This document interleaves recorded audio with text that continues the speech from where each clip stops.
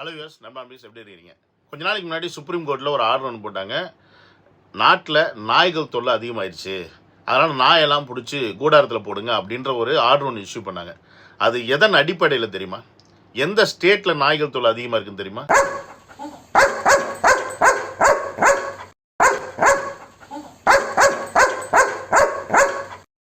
தமிழ்நாடு தாங்க. தமிழ்நாட்டில் தான் நாய்கள் தொல்லை அதிகமாக இருக்கிறனால இந்த நாயெல்லாம் பிடிச்சி கூடாரத்தில் போடுங்க, இதுங்க வந்து குழந்தைங்களையும் கிழவைங்களையும் கடிச்சு வச்சிடுறாங்க அப்படின்னு சொல்லிவிட்டு சுப்ரீம் கோர்ட்டில் ஆர்டர் போட்டால் விலங்கு நல ஆர்வலர்கள்னு சொல்லிட்டு அதெல்லாம் நீங்கள் பண்ணக்கூடாது அப்படின்றனால இந்த நாய்ங்கள்லாம் இப்போ ரோட்டில் சுற்றிட்டு தெரியுது. இப்போ இதுங்க நம்ம என்ன பண்ண முடியும்? பப்ளிக் நாம தான் ஏதாவது ஒரு முடிவு பண்ணி ஒன்று கல்லை கொண்டு அடிக்கிறதா இல்லை காய் அடிச்சு விட்றதா அப்படின்றது நம்ம தான் யோசிக்கணும், நம்ம தான் முடிவு பண்ணணும். அது 2026 முடிவு பண்ணுவோம். அதில் மாட்டுக்கிறதே கிடையாது. அது அவங்களுக்கு தெரிஞ்சிருச்சு. குலைச்சிக்கிட்டே இருக்காங்க. டிஎம்கேக்காரன் கூட பரவாயில்லையா, ஆனால் அவங்கள விட இவங்க குறைவிக்கிறாங்க பாருங்க. ஐயோ, சின்னவர் காலையும் பெரியவர் காலையும் மாற்றி நக்கி வாங்கி போல இருக்கு. இவங்க அண்ணன் தம்பிங்க 3 பேர், புரியுதுங்களா? அண்ணன் தம்பி யாரு? சீமானு, அவனுக்கு கீழே 2 கல்லக்கே இருக்காங்களே, அந்த 2 நாதாரிகளும் அந்த அளவுக்கு புலம்புறாங்க. அவங்க புலம்புல என்னன்னு தான் இந்த வீடியோ நம்ம பார்க்க போகிறோம். வாங்க பார்ப்போம்.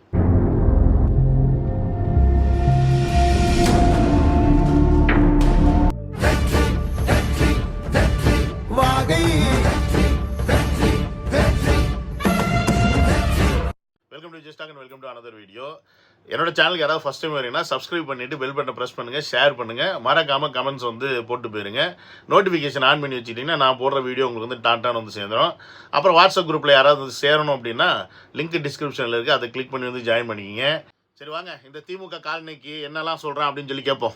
ஓடி போக மாட்டீங்க, அங்க நிக்காதீங்கன்னு தான் காவல்துறை தரப்பு சொல்றாங்க. காவல்துறை சொன்னதவ கட்டியா 50 மீட்டர் முடி எடுத்து சொன்னானே கேட்டியா? காவல்துறை சொன்னதவ கட்டியா? இழப்பு ஏற்பட்டுச்சுங்க. இழப்பு விதைக்கல. அந்த குடும்பத்துக்கு மேலயாவது நீங்க கேளுங்கன்னு சொல்லிருப்பாங்க. இதுக்கு மேலயாவது நாங்க சொல்றது பயந்து ஓடி போனே. நீ புறமுகிட்டு ஓடி போனே. நீ இந்த சூழலை எதுவும் முடியல, கோடைத்தமா ஓடி போனே. நாய் டம்ளர் நீயும் உங்க அண்ணனும் பழனிக்கே பால் காவடி எடுத்தா கூட, என்னது பழனிக்கே பால் காவடி எடுத்தா கூட பஞ்சாமிர்தத்தை நக்கி தான் திங்க முடியுன்ற பேசிக் புரிதல் இருக்கணும்டா. அது இல்லைன்னா அப்புறம் எப்படா நீங்கள் பாலிடிக்ஸ் பண்ணுவீங்க? விஜயோட இமேஜை டேமேஜ் பண்ணுறதுக்குன்னு நினச்சிக்கிட்டு உங்கள் இமேஜை டேமேஜ் பண்ணிக்கிட்டு இருக்கீங்கன்ற பேசிக் புரிதல் இல்லாத பிச்சைக்கார பயல்களாக இருக்கீங்க. நீ அவர் என்ன வேணால் சொல்ல, நீ எப்படி சொன்னாலும் மக்கள் மனசுல இருந்து அவருக்கான அன்பை மாற்றவே முடியாது. நீங்கள் குட்டிக்காரன் அடித்தாலும் சரி, நீ டெய்லி 3 வேளை சின்னவர்கிட்டையும் பெரியவர்கிட்டையும் மூத்திரத்தை வாங்கி குடித்தா கூட உன்னால் ஒன்றுமே பண்ண முடியாது. நான் எழுதி தருவேன். தமிழ்நாட்டில் நீங்கள் இவ்வளோ நாள் செஞ்சீங்கல்ல, மக்கள் என்ன அந்த அளவுக்கு முட்டாளாடா? ஏன்னா முட்டா பரதேசி, அங்கே நடந்தது என்ன அப்படின்றது மக்களுக்கு தெரியும், அந்த இடத்துல உயிரிழந்த குடும்பத்துக்கு தெரியும். அவங்க முதற்கொண்டு இன்னை வரைக்கும் விஜய் மேலே ஒருத்தர் கூட குற்றம் சொல்லலை அப்படின்னும் போது, அவர் அங்கேருந்து ஓடிட்டாரு, அவர் அங்கேருந்து போயிட்டாரு, அவர் கோழை அப்படின்னா என்ன? அங்கேருந்து காவல்துறை தானே போக சொன்னது, அதனால போனார். அது தானே நேற்று சுப்ரீம் கோர்ட்டில் சொன்னாங்க.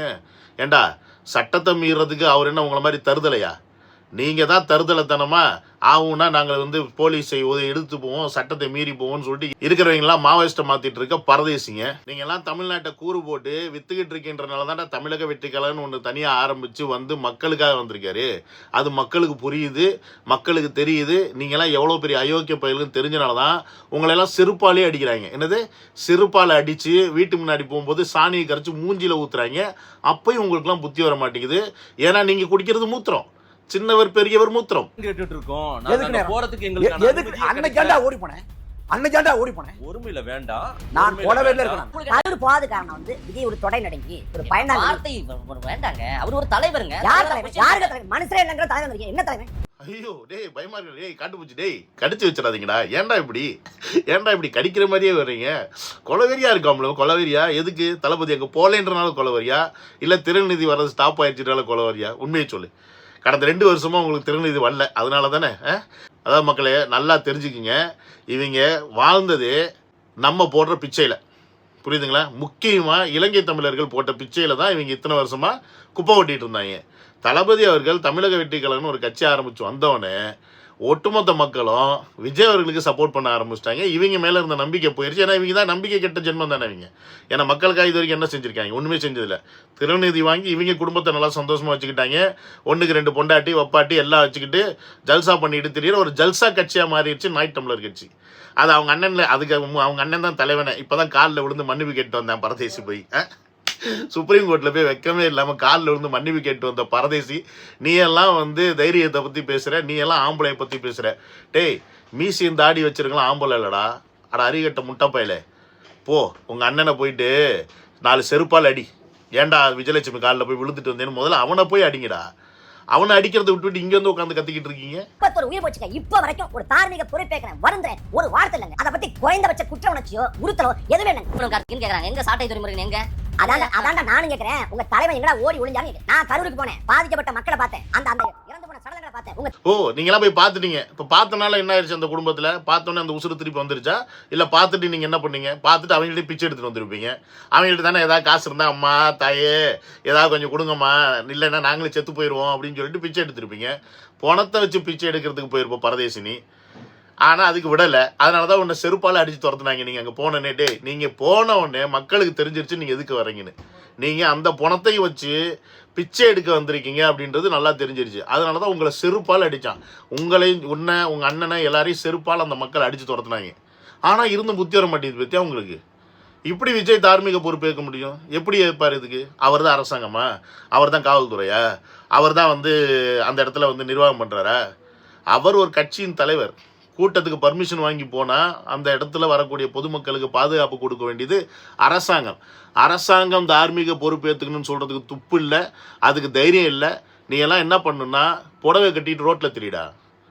உன்னால் ஆம்பளத்தனமாக அரசாங்கத்தை பார்த்து கேள்வி கேட்க முடியல, திமுக பார்த்து கேள்வி கேட்க முடியலன்னா நீ எல்லாம் எதுக்கு மீச தாடி வச்சிருக்க? எதுக்கு அவன் சீமான் என்ன மயிருக்கு அவன் நாம் தமிழர்னு பேசிக்கிட்டு இருக்கான்? நாய் டம்ளரா நீங்கள்? டம்ளர் தெரியுமா? டம்ளர் எதுக்கு தெரியுமா? மூத்திரம் வாங்கி குடிக்கிறீங்க அவங்கள்ட்ட. அதுக்கு தான் உங்களுக்கு டம்ளர் நான் வச்ச பேர். நாய் ஏன் தெரியுமா? நாய் எலும்பு துண்டை கவிட்டு திரியிற நாய்கள் நீங்கள். ஸோ 3 நாய்கள் 3 டம்ளர். ஸோ நாய் டம்ளர், புரியுதா இல்லையா? இதுக்காக தான் நான் நாய் டம்ளர்னு உங்களுக்கு பேர் வச்சேன். உணர்ச்சிருந்தா தயவு செஞ்சு இந்த கட்சி இருக்காது. இது கட்சியே கிடையாது, கலிச்சடையின் கூடாரம். மனித தன்மையே இல்லாத உங்களுக்கு எல்லாம் என்ன இதோட விஜய் முடிச்சு விட்டு அவ்வளவுதான் அனுப்பி. விஜய் என்ன ஒரு ஆளாங்க? விஜய் ஒரு ஆளாங்க. விஜய் தலை சிறந்த நடிகர். எனக்கு மாற்று இந்தியாவுல எந்த தலைவர்களுக்கும் இப்படி ஒரு பிரச்சனை நியாயப்படுத்தல. ஆனால் என்னதே கட்சியை கழிச்சுட்டு போயிடணுமா? புலம்புறாங்க. கன்ஃபார்மாக தெரிஞ்சிருச்சு இவங்களுக்கு வர வேண்டிய காசெல்லாம் நின்று போச்சு. திரள் நிதி திருட முடியல, என்ன பண்ணுறதுன்னு தெரியாமல் முழி பிதுங்கி உட்காந்துருக்காங்க. இந்த கட்சி வந்தனால தான்டா நம்மளுடைய வாழ்வாதாரமே போச்சேடா, நம்ம வாழ்க்கையே போச்சேன்னு 3 பேரும் வயிற்றுலையும் வாயிலையும் அடிச்சுக்கிட்டு திரியிறாங்க. யார்? சீமான் பரதேசி, இந்த பரதேசி, இன்னொரு பரதேசி. இந்த 3 பரதேசிங்களும் வாயிலையும் வயிற்றுலையும் அடிச்சுக்கிட்டு திரியிறாங்க. ஏண்டா உண்மையாலுமே உங்களுக்கு மக்கள் மேலே அக்கறை இருந்துச்சுன்னா அந்த இடத்துல என்ன நடந்துச்சு ஏது நடந்துச்சு அப்படின்ற கேள்விகளை எழுப்பணும். அதை விட்டுவிட்டு விஜய் தான் அதுக்கு பொறுப்பேற்றுக்கணும், விஜய் வந்தனால தான் அது நடந்துச்சு, விஜய் வந்தனால தான் இப்படி நடந்துச்சு அப்படின்னா அப்புறம் என்ன மயிருக்கு அரசாங்கம் இருக்குது அப்படின்ற ஒரு கேள்வியை மக்கள் கேட்குறாங்க. நான் கூட கேட்கல. இப்போ இந்த கேள்வியை யார் கேட்கணும்? எதிர்கட்சியில் இருக்கக்கூடிய நீங்கள் கேட்கணும். உண்மையாலுமே மக்கள் மேலே அக்கறை இருந்துச்சுன்னா நீ அரசியல் பண்ணாமல் போ, விஜய் எதிர்க்காமல் போ. ஆனால் உனக்கு உண்மையாலுமே மக்கள் மேலே அக்கறை இருந்துச்சுன்னா அந்த இடத்துல இவ்வளோ பேருக்கு தான் கூடணும் அப்படின்னா இவ்வளோ பேருக்கு மேலே ஏன் கூட விட்டீங்க? ஏன் நீங்கள் முன்னாடியே பேரிகேட்லாம் போட்டு மக்களை ஏன் க்ரௌடு ஏற விடாமல் ஏன் தடுக்கலை? இப்படின்ற கேள்வியெல்லாம் வைக்கணும். ஆனால் அதெல்லாம் நீங்கள் எதுவுமே கேட்கல. ஏன்னா நீங்கள் தான் டெய்லி 2 வேளையும் காலையில் ஒரு வேளை பெரியவர்கிட்ட மூத்திரமோ சாயந்தரம் ஒரு வேளை சின்னவர்கிட்ட மூத்திரமும் வாங்கி குடிச்சிட்டு திரியிறீங்க. அதனால் இன்றையிலிருந்து உங்களுக்கு பேர் மூத்திர குடிக்கிகள். என்னது? நாய் டம்ளர் மூத்திர குடிக்கிகள் அப்படின்றதா உங்களுடைய பேர். ஐ ஸ்டாண்ட் வித் விஜய் போட்டா பாருங்க ஹேஷ்டாக். இறந்து போன ரெண்டு முடிக்கணும் பாருங்க. அத்தனை பேர் முடிக்கணும்னு நினைக்கிறீங்க. நீங்க இதோட வீழ்த்திரணும். விஜய் அப்படியே வீட்ல பண்ணாங்க. எங்களுக்கு இவ்வளவு நாட்களாக எங்களுக்கு இருந்தது அரசியல் முரண், கருத்தியல் முரண், சித்தாந்த மோதல், அவ்வளவுதான். ஆனா 41 உயிர் போன பிறகு துளி கூட மனசாட்சி இல்லாம நீ திரும்ப அரசியல் செய்வேன் அரசியல் செய்வாருங்க. நீங்க செருப்பால் அடி நாய. அரசியல் முரணா? அரசியல் முரண், கருத்து முரண், சித்தாந்த முரண். உங்களுக்கு என்னடா சித்தாந்த முரண்? சித்தப்பாக்கு பிறந்தவங்களா? ஏன்டா சித்தப்பாக்கு பிறந்தவங்களே உங்களுக்கு என்னடா சித்தாந்த முரணு? இன்னைக்குடா நீங்கள் கருத்தியெல்லாம் பேசியிருக்கீங்க, லபோதிமோன்னு கத்திக்கிட்டு இருப்பீங்க, மேடை போட்டு குழப்பீங்க, இல்லைன்னா இந்த மாதிரி மீடியாவில் உட்காந்து குழப்பீங்க. இப்படி குலைக்கிறதுக்கு மட்டுமே ஒரு கூட்டத்தை உருவாக்கி வச்சுட்டு நீங்கள் என்னமோ சித்தாந்தம் வேதாந்தம் அந்தாந்தம் இந்தாந்தம் இருக்கீங்க. ஏண்டா அவுத்து போட்டாலே நாய்ங்களா? உங்களுக்கு என்னடா வேண்டிய கிடக்கு? உங்களுக்கு என்ன வேண்டி கிடக்கு? We stand with Vijay, I stand with விஜய்ன்னு சொன்னால் உங்களுக்கு எங்கே வலிக்குது? எச்சனாய் பின்னாடி நீ போகும்போது எங்களுக்காக கட்சி ஆரம்பிச்சு பின்னாடி நாங்கள் போக மாட்டோமாடா? ஏன்டா எச்ச போரிக்கு? சீமான் தின்னுட்டு துப்புறது திங்கிற நாய் தானே நீ. இன்னவரும் பெரியவரும் தின்னுட்டு துப்புறாங்க, அதை நக்கிறான் உங்க அண்ணன். அவன்கிட்ட இருந்து வாங்கி நீ நக்கிற. உங்ககிட்ட இருந்து வாங்கி இன்னொருத்தன் நக்கி நக்கி பொழைக்கிற உனக்கே இவ்வளோ இருந்துச்சுன்னா உங்களுக்கெல்லாம் பிச்சை போடுற எங்களுக்கு எவ்வளோ இருக்கும்? ஏன்டா டேய், எங்களுக்கு எவ்வளோ இருக்கும்? அதனால தான்டா இப்போ வரைக்கும் உங்களை எங்கள் காலுக்கு கீழே வச்சுருக்கோம். தெரியுதா இல்லையா? உங்களை வந்து எங்கேயாவது விட்டோமா மேலே ஏற விட மாட்டோம். நீங்களாம் எங்கள் காலுக்கு கீழே. எப்படி? எங்கள் காலுக்கு கீழே தான் நீங்களாம். அதை நல்லா ஞாபகம் வச்சுக்க. நீ, சீமானு, இவெல்லாம் என் காலுக்கு கீழே.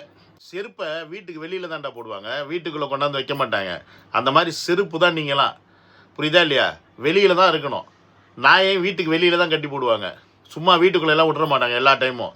என்ன தான் வீட்டுக்குள்ளே விட்டாலும் திரும்பி கொண்டு போய் வெளியில் தான் கட்டி போடுவாங்க. அதே மாதிரி தான் உங்களையும் ஊருக்குள்ளே விட்டாலும் உங்களை எங்கே வைக்கணுமோ அங்கே வைக்கிற மக்கள் தான் தமிழக மக்கள் அப்படின்றத நீங்கள் புரிஞ்சுக்கிட்டு இருப்பீங்க. தமிழக மக்களுக்கு தெரியும் யாருக்கு என்ன இடம் கொடுக்கணும், யாரை தலையில் தூக்கி வைக்கணும், யாரை காலு கீழே போட்டு மிதிக்கணும் அப்படின்றது நல்லா தெரியும்.